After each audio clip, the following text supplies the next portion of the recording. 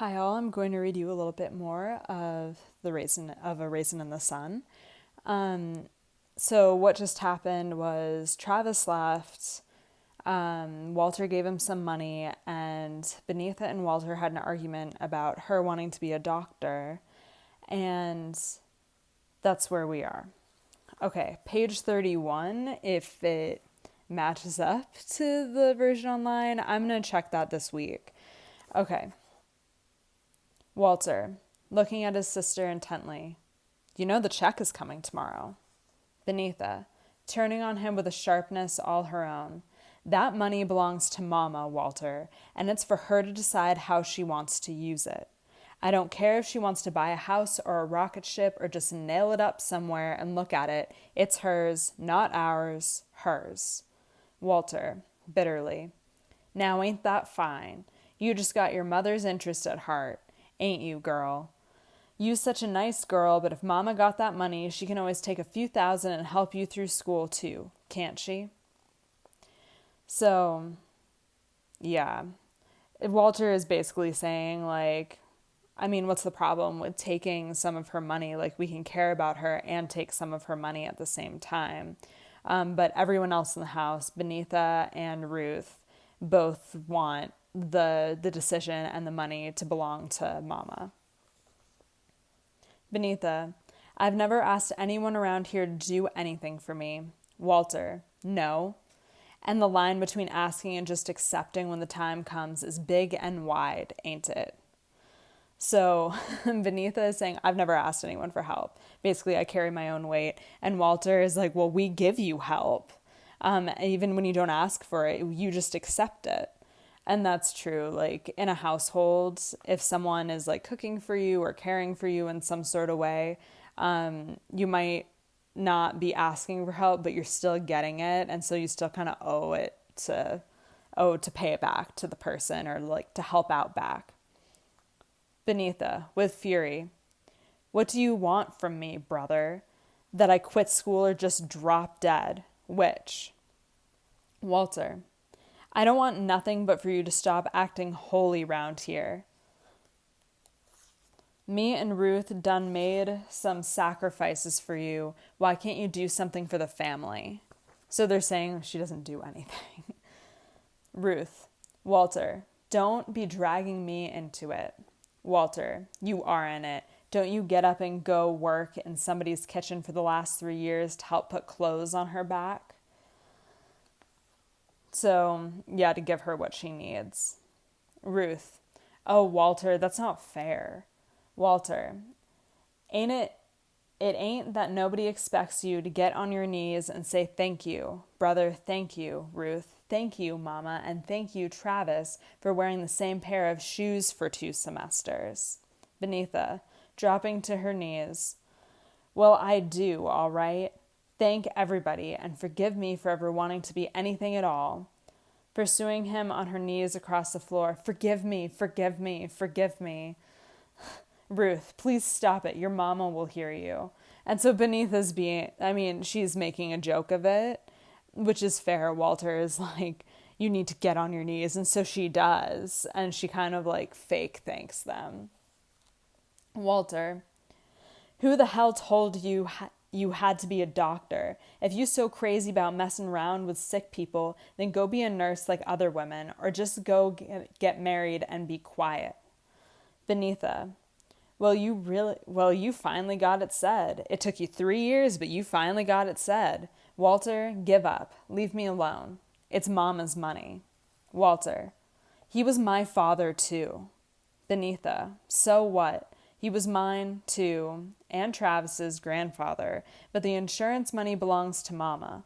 Picking on me is not going to make her give it to you to invest in any liquor stores. Under breath, dropping into a chair. And I, for one, say, God bless Mama for that. Walter, to Ruth, see? Did you hear? Did you hear? Ruth, honey, please go to work. Walter, nobody in this house is ever going to understand me. Beneatha, because you're a nut. Walter, who's a nut? Beneatha, you. You are a nut. Thee is mad, boy. Walter, looking at his wife and sister from the door, very sadly. The world's most backward race of people, and that's a fact. So he's saying that women don't understand him, and that because they don't understand him, they're backward, they're primitive, which is ridiculous. He's being a little dramatic. Beneatha, turning slowly in her chair, and then there are all those prophets who would lead us out of the wilderness. Walter slams out of the house into the swamps. And that means, and if we listened to you, we'd be in a worse situation. And that's when Walter leaves. Ruth, Benny, why you always gotta be picking on your brother? Can't you be a little sweeter sometimes? Door opens. Walter walks in. He fumbles with his cap, starts to speak, clears his throat, looks everywhere but at Ruth. Finally, Walter, to Ruth, I need some money for car fare. Because Walter gave the money that he was going to have for car fare to Travis. Ruth looks at him, then warms, teasing but tenderly, 50 cents. She goes to her bag and gets money. Here, take a taxi. Walter exits. Mama enters. She is a woman in her early 60s, full-bodied and strong. She is one of those women of a certain grace and beauty who wears it so unobtrusively that it takes a while to notice. So she's not obviously beautiful, but she is graceful. She carries herself very well. Her dark brown face is surrounded by the total whiteness of her hair, and being a woman who has adjusted to many things in life and overcome many more, her face is full of strength. She has, we can see, wit and faith of kind that keep her eyes lit and full of interest and expectancy. She is, in a word, a beautiful woman. So she's smart, and she has faith, so she has hope that her situation can get better and has always had that. I lost my place. There we are. Her bearing is perhaps most like the noble bearing of the woman of the heroes of Southwest Africa, which is graceful beauty of the woman from like an African tribe. Rather as if she imagines that as she walks, she still bears a basket or a vessel upon her head. Her speech, on the other hand, is as careless as her carriage is precise. So it's as poor as her appearance is beautiful. So she doesn't speak as well as she looks. She's inclined to slur everything, but her voice is perhaps not so much quiet as simply soft. Mama, who that round here slamming doors at this hour? She crosses through the room, goes to the window, opens it, and brings in a feeble little plant growing doggedly in a small pot on the windowsill. She feels the dirt and puts it back out. Ruth, that was Walter Lee. He and Benny was at it again. Mama, my children and they tempers. Lord, if this little old plant don't get more sun than it's been getting, it ain't never gonna see spring again. She turns from the window. What's the matter with you this morning, Ruth? You looks right peaked. You aiming to iron all them things? Leave some for me. I'll get to M this afternoon. Benny, honey, it's too drafty for you to be sitting around half-dressed. Where's your robe? Okay, so she told Ruth that she looks sick, basically, and to leave some of the ironing for her. I don't know we don't know yet if she heard any of the conversations beforehand, but she hasn't said that she heard any of those conversations yet, so we'll see. Beneatha, in the cleaners. Mama, well, go get mine and put it on. Beneatha, I'm not cold, Mama, honest. Mama, I know, but you so thin. Beneatha, irritably. Mama, I'm not cold. Mama, seeing the make-down bed as Travis has left it. Lord have mercy, look at that poor bed. Bless his heart, he tries, don't he? She moves to the bed Travis is sloppily made up. So Travis has tried to make his bed, which is on the couch. And Mama appreciates the effort, but he didn't do a very good job. Ruth, no, he don't have to try at all, 'cause he knows you're going to come along behind him and fix everything. That's just how come he don't know how to do nothing right now. You done spoiled that boy, so yeah, you've always done everything for him. Mama, folding bedding. Well, he's a little boy. Ain't supposed to know about housekeeping. My baby, that's what he is. What you fixed for his breakfast this morning? Ruth, angrily, I feed my son, Lena. And Lena is Mama's real name, but in the play she is known pretty much just as Mama. Mama, I ain't meddling. Underbreath. Busybody-ish. And that means talking to herself and she's judging Ruth. I just noticed all last week he had cold cereal, and when it starts getting this chilly in the fall, a child ought to have some hot grits or something when he goes out in the cold. Ruth, furious. I gave him hot oats. It's that all right? Is that all right? Mama, I ain't meddling. Pause. Put a lot of nice butter on it. Ruth shoots her an angry look and does not reply. He likes a lot of butter. Ruth, exasperated. Lena. Mama. To Benitha.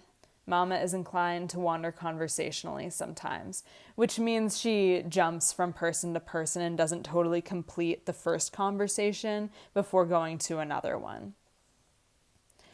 What was you and your brother fussing about this morning? So Mama did overhear some of the conversation that Benitha and Walter had together. Benitha, it's not important, Mama. She gets up and goes to look out at the bathroom, which is apparently free, and she picks up her towels and rushes out. Mama, what was they fighting about? Ruth, now you know as well as I do. Mama, shaking her head, brother still worrying hisself sick about that money? Ruth, you know he is. Mama, you had breakfast? Ruth, some coffee. Mama, girl, you better start eating and looking after yourself better. You almost as thin as Travis. Ruth, Lena. Mama, uh-huh. Ruth, what are you going to do with it? Mama, now don't you start, child. It's too early in the morning to be talking about money. It ain't Christian. Ruth, it's just that he got his heart set on that store. Mama, you mean that liquor store that Willie Harris wants him to invest in?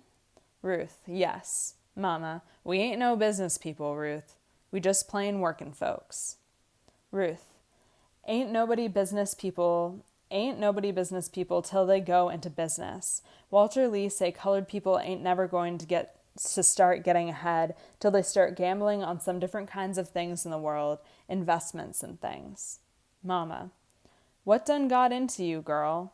Walter Lee done finally sold you on investing? Ruth, no, Mama. Something is happening between Walter and me. I don't know what it is, but he needs something I can't give him anymore. He needs this chance, Lena. Mama, frowning deeply, but liquor, honey. Ruth, well, like Walter say, I 'spect people going to always be drinking themselves some liquor. Mama, well, whether they drinks it or not ain't none of my business, but whether I go into business selling it to him is, and I don't want that on my ledger this late in life. So she says, I do not want God to think I helped people get drunk. So she doesn't want to help people basically, she doesn't want to fuel alcoholism. Stopping suddenly and studying her daughter-in-law. Ruth Younger, what's the matter with you today? You look like you could fall over right there. Ruth, I'm tired. Mama, then you better stay home from work today. Ruth, I can't stay home. She'd be calling up the agency and screaming at them. My girl didn't come in today. Send me somebody. My girl didn't come in. Oh, she'd just have a fit. Mama, well, let her have it. I'll just call her up and say you got the flu. Ruth, laughing, why the flu? Mama, 'cause it sounds respectable to him. Something white people get too. They know about the flu. Otherwise they think you've been cut up or something when you tell them you're sick. Ruth, I've been cut up or something. We're in a knife fight. That's what that one means. Ruth, I gotta go in. We need the money. Mama, somebody would have thought my children done all but starved to death the way they talk about money here late. Child, we got a great big old check coming tomorrow. Ruth. Sincerely, but also self-righteously. Now that's your money. It ain't got nothing to do with me. We all feel like that. Walter and Benny and me, even Travis. Mama. Thoughtfully and suddenly very far away. $10,000. Ruth. Sure is wonderful. Mama. $10,000. Ruth. You know what you should do, Miss Lena? You should take yourself a trip somewhere, to Europe or South America or someplace. Mama, throwing up her hands at the thought. Oh, child. Ruth, I'm serious. Just pack up and leave. Go on away and enjoy yourself some. Forget about the family and have yourself a ball for once in your life. Ruth just wants her to do something fun. Mama, dryly, you sound like I'm just about ready to die. Who'd go with me? What'd I look like wandering around Europe by myself? Ruth. Shoot, these here white women do it all the time. They don't think nothing of packing up their suitcases and piling on one of them big steamships and swoosh, they're gone, child. Mama. Something always told me I wasn't no rich white woman. Yeah, because, I mean, the whole family is African American, so that's pretty funny. Ruth. Well, what are you going to do with it then? Mama. I ain't rightly decided.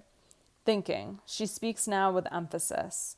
Some of it got to be put away for Benitha and her schoolin', and it ain't nothing going to touch that part of it. Nothing. She waits several seconds, trying to make up her mind about something, and looks at Ruth a little tentatively before going on. Been thinking that we maybe could meet the notes on a little old 2-story somewhere with a yard where Travis could play in the summertime. If we use part of the insurance for a down payment and everybody kind of pitch in, I could maybe take on a little day work again, a few days a week. So they were thinking about, she's thinking about getting a 2-story house so that Travis doesn't have to sleep on the couch anymore and he has a yard to play in, which is that's sort of the American dream. That's what she wanted initially, was a bigger house for her family to be in, but they ended up only being able to afford that apartment. Ruth, studying her mother-in-law furtively and concentrating on her ironing, anxious to encourage without seeming to. Well, Lord knows we've put enough rent into this here rat trap to pay for 4 houses by now. Yeah, this rat trap. That makes the apartment sound dangerous. It also, it's old and it's a bad apartment. But for, with rat trap, that sounds dangerous. Mama, looking up at the words rat trap and then looking around and leaning back and sighing in a suddenly reflective mood. Rat trap, yes, that's all it is. Smiling. I remember just as well the day me and Big Walter moved in here. So Big Walter is the father. So our Walter is Walter Jr., Big Walter is Mama's husband, her late husband. Her husband died. Hadn't been married but 2 weeks and wasn't planning on living here no more than a year. She shakes her head at the dissolved dream. We was going to set away, little by little, don't you know, and buy a little place out in Morgan Park. We had even picked out the house, chuckling a little. Looks right dumpy today. But Lord, child, you should know all the dreams I had about buying that house and fixing it up and making me a little garden in the back. She waits and stops smiling. And didn't none of it happen? Dropping her hands in a futile gesture. Okay. So that's where I'm going to stop. I do want to say a couple things about that last paragraph where Mama and Big Walter, they started renting this apartment and they were extremely hopeful that they'd be able to get a house of their own and set a little bit of money away each month so that they could afford the down payment for it. But it never happened. And they're saying now that the house, it doesn't look like much, but it would have been a nice place to go and Mama wanted to fix it up and things like that. But that never happened. So this goes back to the poem that I read you in the first part, What Happens to a Dream Deferred. And here we have the dissolved dream, a dream that went away with time, sort of how something might dissolve in water. like if you put a cracker in water and it just slowly breaks apart. That's what dissolve means. And so slowly over time, Mama no longer, she knew that this dream wasn't going to come true for her, that she wasn't going to get that house. And yeah, it's just very sad for her. Okay, so that's all I'm going to read you today. We ended on page 42. I will see you all soon. I hope to see you on the Zoom meeting, and there will be a worksheet on this part of the chapter as well.